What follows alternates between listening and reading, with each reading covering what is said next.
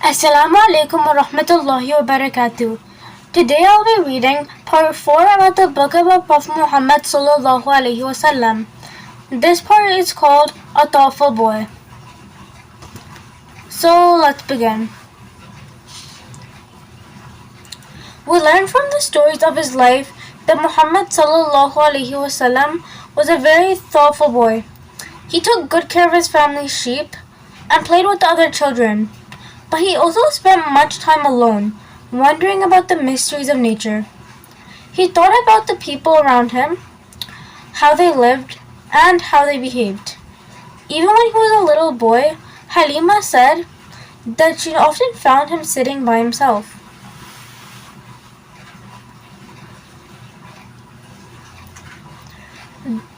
There are stories about how, even as a youngster, Muhammad sallallahu alaihi wasallam believed in one God, the God of Ibrahim alayhi salam. He never worshipped idols and refused to swear by them as other Arabs had come to do. These stories also tell us that Muhammad sallallahu alaihi wasallam was troubled by the fact that people always seem to be struggling for power and money, and that once rich and powerful, they became arrogant and showed no generosity to the poor and needy. We do not know exactly how Muhammad sallallahu alaihi wasallam looked like, but his cousin Ali ibn Abi Talib alayhi salam had given us some idea. Ali alayhi salam said that Muhammad sallallahu alaihi wasallam was of medium height, broad-shouldered, and had curly hair and a thick beard. His walk was conveyed strength and resolution. He walked softly but firmly, with a large swift strides, and bent slightly forward. Some say that the ground seemed to roll itself up for him, and his disciples had to work hard to keep up with him, even when the Prophet sallallahu alaihi wasallam walked at a leisurely pace. The Prophet's skin was tawny, and his eyes shone light brown from under bushy eyebrows. The Prophet's eyes did not wander around, looking at this and that. They were usually downcast, but when he did look up at something, he would look straight into it.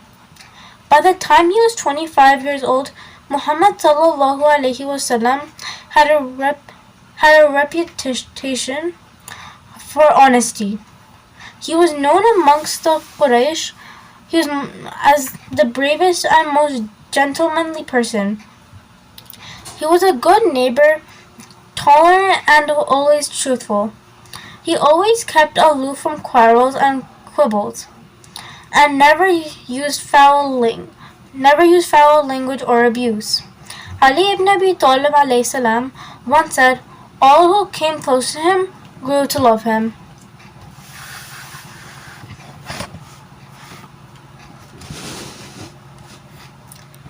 Then this is a ayah translation from Surah Al-Imran. In the creation of the heavens and the earth, and in alternation of night and day, there are signs for men of sense, those that remember God when standing, sitting, and lying down, and reflecting upon the creation of the heavens and the earth.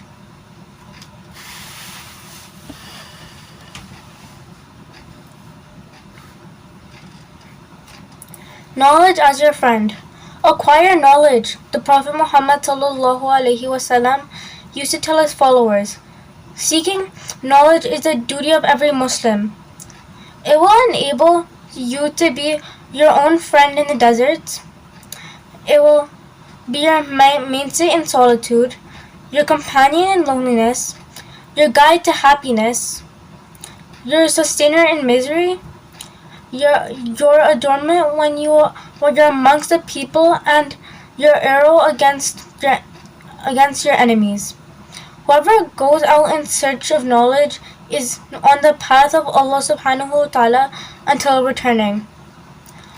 Another of the Prophet's sayings was that if anyone went on his way in search of knowledge, God would make it easy for him to find a way to paradise. Anyways, that is it for part 4. Thanks for watching and come back for part 5 next time.